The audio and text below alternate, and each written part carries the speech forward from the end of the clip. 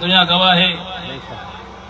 मुर्शिदन जो जरिए चालियो थे पे मुर्शिदन करीमन हिन तव्हांजे इलाइक़े मां हिकिड़ो जानवर ख़रीद करे मैं ख़रीद करे दरगाह ते मोकिली त बाबा तव्हां बि 40 में जेको आहे त हे 500 रुपया खुटंदा पिया, इहे जेको आहे त हुज़ूर बख़्श खां वठी करे तव्हां घर उन जेको आहे दरगाह ते पुॼायो।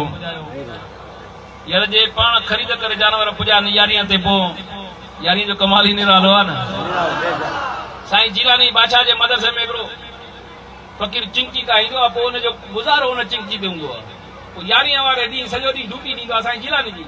पोइ शाम जो वरी साईं जीलानी हुनखे जेको आहे त 200, 250, 500 रुपया ॾींदो आहे त बाबा घर जो वञी हुनजो गुज़र ई हुन जेको आहे चिंकी ते आहे, कमाईंदो आहे उहो ॾींहुं खाईंदो आहे। साईं जीलानी कुदरती हुन ॾींहुं थकियल हो प्रोग्रामनि में मोटियो, यारी शरीफ़ करे यकदमि साईं जीलानी वञी हवेली ते वञी सुम्ही पिया। उहो शख़्स बीह वीचारो मोटी वियो।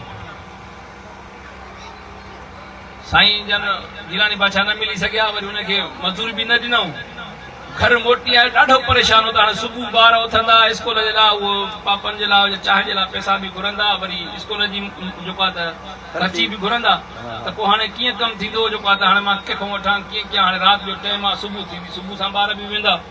इन परेशानी में मायूसी में जीअं जो सुतो त मुंहिंजे मुर्शिद सुणे जन्नतुल बकी वारे पीर सैयद मोहम्मद आशिक़ अली शाह जीलानी रहमतुल्लाह अलैह दीदार करायोसि। चई त हे पुट ॾह रियाल थी साईं जीलानी को यार नाराज़ दुख न कर दिल में, साईं जीलानी को ॻाल्हि वई आहे विसरी। हे 10 रियाल थी हाणे जेको आहे सुबुह जो हाली गुज़र कर, पोइ साईं जीलानी वटि वेंदे तोखे जेको आहे त ॾींहुं मज़दूरी ॾींदो, परेशान न थी। कसम खणी ॻाल्हि थो करे, जीअं जो मां उथी ॾिठुमि त 10 रियाल गीले में हीअं पिया कढी जेको आहे त सब्जी मंडी वियुमि, उते वञी सेठ शायद खे चयूं त यार मूंखे साईं ने ख्वाब में ॾिना आहिनि पैसा 10 रियाल। उन देरी न कई, उन मूंखे पैसा ॾेई करे चए त हे वठ।